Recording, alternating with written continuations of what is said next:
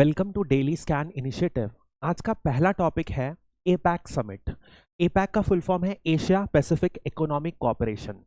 ये एक regional economic corporation है जो रीजनल इकोनॉमिक फोरम है जो पैसिफिक रिम कंट्रीज का बना है। मतलब कि जितनी भी पैसिफिक से सराउंडिंग कोस्टल कंट्रीज हैं जिनका कोस्ट पैसिफिक में पड़ता है, उन कंट्रीज का ये ऑर्गेनाइजेशन बना हुआ है। अब न्यूज में इसलिए है क्योंकि रिसेंटली यूनाइटेड स्टेट्स में एपैक का समिट ऑर्गेनाइज हो रहा है और इसमें जितने भी मेजर लीडर्स हैं इस ऑर्गेनाइजेशन के जो पार्ट हैं वो अटेंड कर रहे हैं। सबसे इंपॉर्टेंट लीडर्स हैं जो बाइडेन यूएस के प्रेसिडेंट, चाइना के प्रेसिडेंट जी जिनपिंग। ये मीट इसलिए भी मुलाकात होगी क्योंकि अभी चाइना और यूएस की राइवलरी जो है वो बहुत हाइट पर चल रही है। इन दोनों के बीच में यदि आपको याद होगा तो बैलून रिलेटेड स्पाइंग एक्यूजेशन जो यूएस ने चाइना पर लगाया था, ट्रेड वॉर से लगातार प्रॉब्लम्स चल रही हैं और दोनों के बीच बहुत सारे इश्यूज चल रहे हैं including technology, supply chain management और बहुत तरीके के। अभी दोनों के जो रिलेशनशिप है बिल्कुल लोवेस्ट पॉइंट पर चल रहे हैं। ऐसी सिचुएशन में एपैक समिट एक मौका दे रहा है जहां पर हाईएस्ट लेवल की मीट ऑर्गेनाइज कर सके और दोनों लीडर्स बायलैटरल टॉक होल्ड कर सके। इसलिए इस समिट का लोग, पूरी दुनिया इसको नजर रख रही है। इसके अलावा कुछ बड़े नाम जैसे कि जापान के प्राइम मिनिस्टर, कनाडा के प्राइम मिनिस्टर, इंडोनेशिया के प्रेसिडेंट, रशिया के डिप्टी प्राइम मिनिस्टर। जब से रशिया यूक्रेन वॉर छिड़ा है तो पुतिन के ऊपर बहुत सारे लोगों ने, कंट्रीज ने वॉर सैंक्शंस लगा दिया है। तब से उन्होंने 2020 के बाद से कोई भी major multilateral conference organise attend नहीं किया है। इसके बदले डिप्टी पीएम जिनके ऊपर सैंक्शन नहीं लगा है वो रशिया को रिप्रेजेंट कर रहे हैं। अब जो यदि अपन समझें, सबसे पहले एपैक है क्या, तो ये है एशिया पैसिफिक। क्लियरली मतलब है एशिया और पैसिफिक दोनों के बीच में कुछ फोरम कॉपरेशन है। इकोनॉमिक बोल रहा है, मतलब कि the focus is entirely going to be on economy. और ये बात आपको समझना होगा, जब भी वेस्टर्न कंट्रीज इकोनॉमिक की बात करते हैं तो वो हमेशा होती है western dominated liberal economy dominated by capitalist system, capitalist ideology. तो जो भी कैपिटलिस्ट आइडियोलॉजी के गोल्स होंगे वही इस इकोनॉमी, इस ऑर्गेनाइजेशन का मेजर एम होगा। तो यदि आप इनका चार्टर पढ़ेंगे तो ऐसा ही आपको कुछ गोल्स में पढ़ने को मिलेगा, जैसे कि create greater prosperity for people, or using how do they intend to achieve this goal by regional economic integration, ठीक है, और leveraging growing interdependence। यही सारे फंडामेंटल्स हैं and this would involve market economy. मतलब कि हम इंटीग्रेट होंगे, एशिया और पैसिफिक को मिलाएंगे, एक दूसरे के कंपोनेंट्स को इंटीग्रेट करेंगे और मार्केट मैकेनिज्म को यूज करते हुए म्यूचुअल प्रॉस्पेरिटी की ओर कंट्रीज को आगे लेके जाएंगे। That is the agenda, market dominated principles. ठीक है, अब यदि अपन इसकी फाउंडिंग की बात करें तो 1989 में ये सबसे पहली बार स्टैब्लिश की गई थी। और इसके बाद अगेन ये देखिए, ये मार्केट बेस्ड जो मैंने आपको बताया, because it is western dominated, it has 21 members and the idea was given in 1989 by the Australian Prime Minister। उस समय उन्होंने पहली बार आइडिया दिया था कि जो एशिया पैसिफिक की मार्केट इकोनॉमीज हैं उनको एक ऑर्गेनाइजेशन बनाना चाहिए। सबसे पहले this would be informal, then later on we will go into some kind of bilateral dialogue to multilateral engagements। इस तरीके के multilateral engagements को बढ़ाएं। इसीलिए आप देखोगे जब मेंबर्स का, this is a member chart, so can you see all the major countries that are, this is Pacific Ocean, जो पैसिफिक ओशन के रिम में है, कनाडा, मेक्सिको, यूनाइटेड स्टेट्स, यहां Russia, China, then Japan, South Korea, now here Thailand, Malaysia, Singapore, Indonesia, Australia, PNG. एक major बात आपको ये माननी है, समझनी है यहां पर, कि यहां पर चाइनीज ताइपे मतलब कि ताइवान हो गया एंड हांगकांग, ये भी पार्ट है। नॉर्मली आप कोई भी वर्ल्ड ऑर्गेनाइजेशन देखोगे तो उसमें China is the only member and China का membership includes membership of Taiwan and Hong Kong, क्योंकि this principle is known as one China policy, कि तीनों पार्ट जो चाइना के हैं वो चाइना के इंटीग्रल पार्ट है, रिपब्लिक ऑफ चाइना के ही हांगकांग और ताइवान इनसेपरेबल पार्ट है। बट इसमें क्यों अलग है, यदि ये इशू अपन समझेंगे तो यहां पर 21 मेंबर्स नहीं लिखा है चार्टर में, बट लिखा है 21 इकोनॉमीज। मतलब कि being an independent country is not one of the fundamental requirement of APEC organisation. इसी रिक्वायरमेंट की वजह से Hong Kong and Taiwan are separate members of this organisation. अब यदि अपन बात करते हैं कि ऑलरेडी अपन ने देख लिया ये मार्केट प्रिंसिपल्स पे रन करता है, तो मार्केट प्रिंसिपल्स रन करेगा तो डेफिनेटली फ्री ट्रेड एग्रीमेंट की बात करेगा। अदर मार्केट प्रिंसिपल्स क्या है, ट्रेड को बढ़ावा देंगे, ठीक है, ट्रेड को बढ़ाना देने के लिए क्या करेंगे, जो टैरिफ्स हैं खासकर कस्टम ड्यूटी, इंपोर्ट ड्यूटी, उनको कम करेंगे। मतलब कि जो लिबरलाइजेशन, प्राइवेटाइजेशन और ग्लोबलाइजेशन का एजेंडा है वो कैरी ऑन ये ऑर्गेनाइजेशन करेगा। This is the basics of Asia Pacific economic organisation. तो इसी बेसिस में आप देखोगे 1991 में इन्होंने Seoul declaration, Seoul is the capital of South Korea, एक डिक्लेरेशन किया।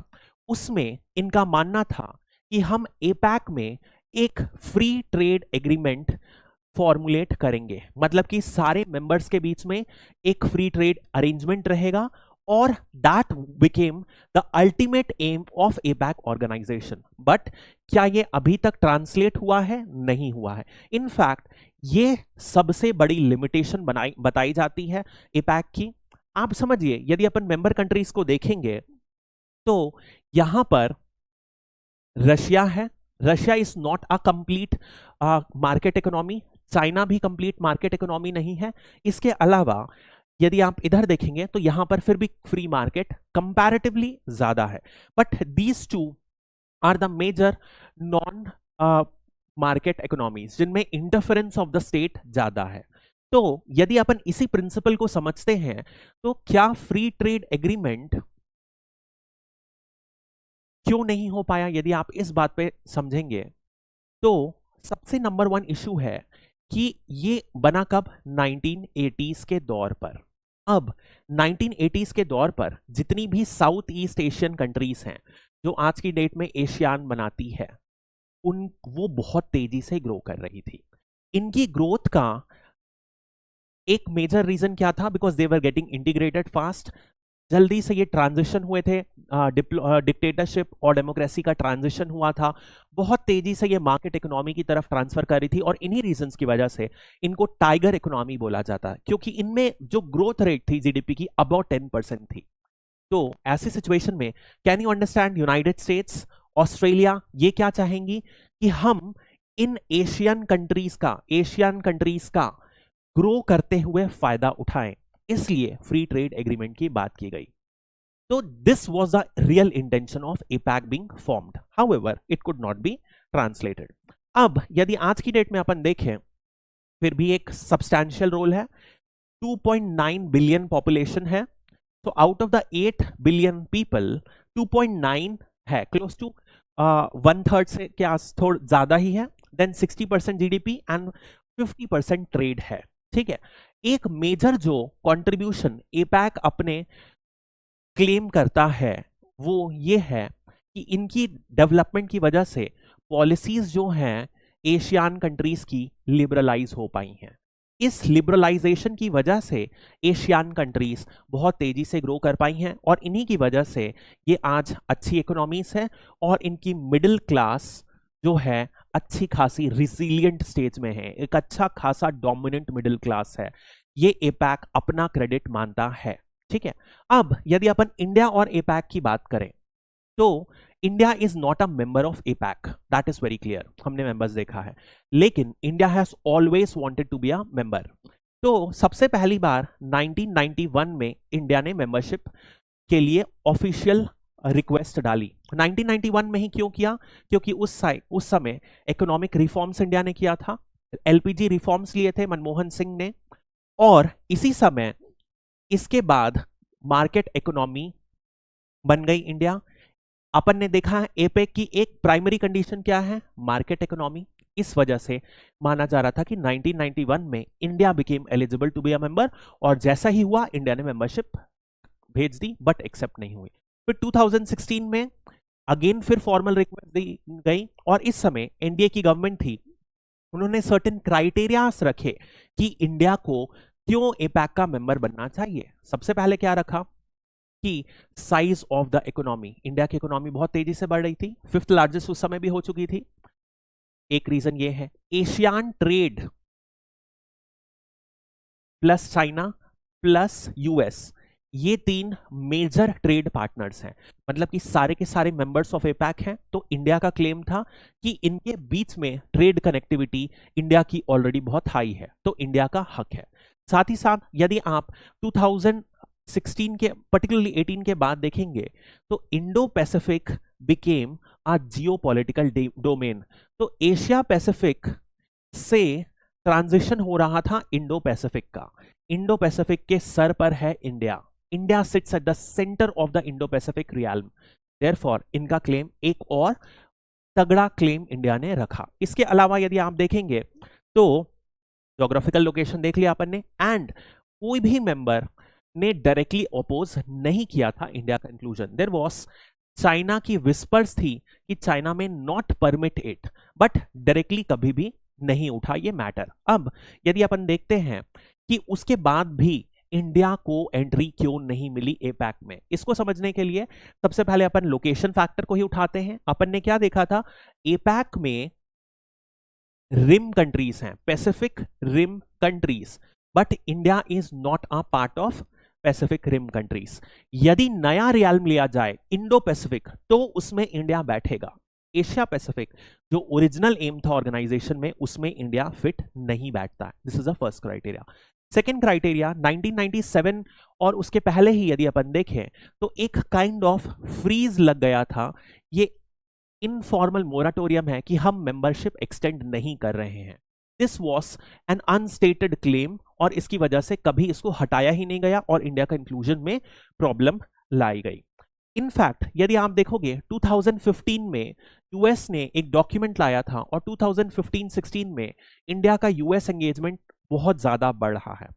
तो यूएस ने ओपनली सारे ऑर्गेनाइजेशंस में सपोर्ट किया था इंडिया की entrance, one of them being APEC. APEC में भी इंडिया को सपोर्ट किया गया था। कुछ मेंबर्स ये भी एक्यूज करते हैं एपैक के कि इंडिया जो है काफी प्रोटेक्शनिस्ट है, मतलब कि लिबरल इकोनॉमी नहीं है, इनकी जो ट्रेड टैरिफ्स हैं बहुत ज्यादा है। ऐसे सिचुएशन में India should not be a member of such an organisation, उस aim is completely different to what India preaches, ये माना गया। अब एक क्वेश्चन बार बार ऐसा आता है, should India B a member of APAC. इसमें थोड़ा सा घुमा के पूछा जा सकता है कि एपैक आज की डेट में रिडंडेंट ऑर्गेनाइजेशन है, इसका जो एफटीए का एम है वो अभी तक मटेरियलाइज नहीं हुआ है। तो ऐसी सिचुएशन में एपैक एक डेड डील है, क्या इंडिया को पार्ट बनना चाहिए उसका, या ऐसा ही एपैक को रिप्लेस कर दो, आप एससीओ लगा दो, आप नाम लगा दो नॉन अलाइंड मूवमेंट, ऐसे कोई भी ऑर्गेनाइजेशन लगा दो। तो the framework of answer of all such questions would be same. क्या होगा उसमें आंसर? सबसे पहले देखो, अभी जैसे अपन ने स्टार्ट किया, जी और जो मिल रहे हैं on the behalf of this APAC summit, यदि ये मीटिंग नहीं होती तो क्या ये मिलते? नहीं मिलते। मतलब कि multilateral meetings often pave the way, help करती हैं जिनसे बायलैटरल मीटिंग्स हो सके। दिस इज द सबसे इंपॉर्टेंट क्राइटेरिया। यदि इंडिया और पाकिस्तान के बीच में इशू चल रहा है, दोनों के दोनों लीडर्स आपस में कभी भी नहीं मिलेंगे, लेकिन कोई ऑर्गेनाइजेशनल मीट होती है, जैसे कि एससीओ की मीट होती है, वहां पर दोनों लीडर्स मिल लेंगे on the backdrop of SCO, और हो सकता है कोई डिप्लोमेटिक नेगोशिएशन स्टार्ट हो जाए या बैक चैनल डिप्लोमेसी स्टार्ट हो जाए। This could be the way forward. इसीलिए मल्टीलैटरल ऑर्गेनाइजेशन बनना का पार्ट बनना बहुत ज्यादा इंपॉर्टेंट है। उसके बाद यदि अपन देखेंगे तो पॉलिसी यदि कॉमन रहती है तो इसकी वजह से सिमिलर स्टैंडर्ड सेट आउट हो जाते हैं, इसकी वजह से flow of goods knowledge capital streamline हो सकता है, ट्रेड इसी वजह से बढ़ सकता है, ठीक है, therefore it should be members.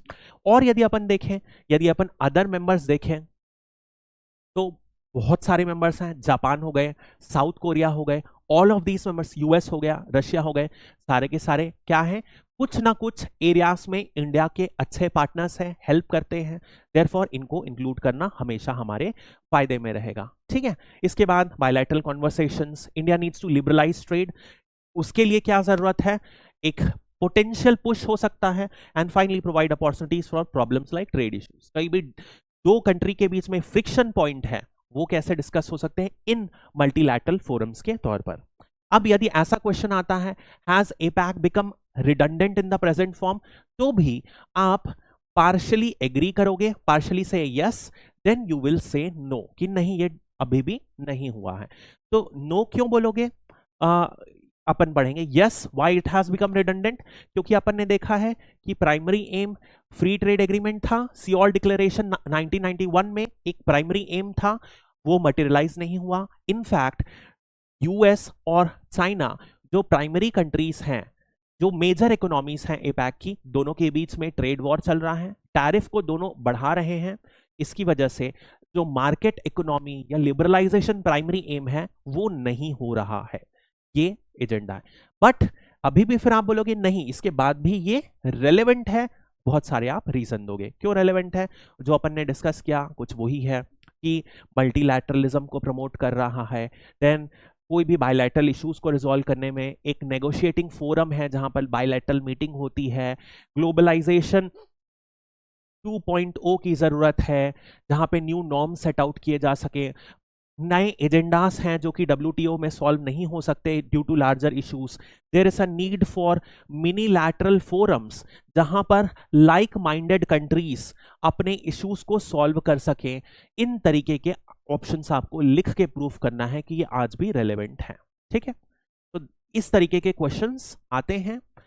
यदि कभी भी कोई भी ऑर्गेनाइजेशन आया, we have to stick to it कि नहीं भैया ये आज की तौर पर भी रेलेवेंट है। अब यदि फिर भी बहुत रेलेवेंट आपको लगता नहीं है तो यू विल से दैट थोड़ी सी रेलेवेंसी कम हुई है, लेकिन इससे ये मतलब नहीं है कि हम ऑर्गेनाइजेशन को रिडंडेंट घोषित कर दें, उसकी कोई यूटिलिटी ना करें। जरूरत है उस ऑर्गेनाइजेशन के फंडामेंटल को रिफॉर्म करने की, ताकि वो वाइडर प्रेजेंट जियोपॉलिटिकल इंटरेस्ट को और कंट्री के एजेंडा को सही तरीके से रिप्रेजेंट करें। That is how you are going to write an answer, ठीक है। That's all for this topic, thank you, have a nice day.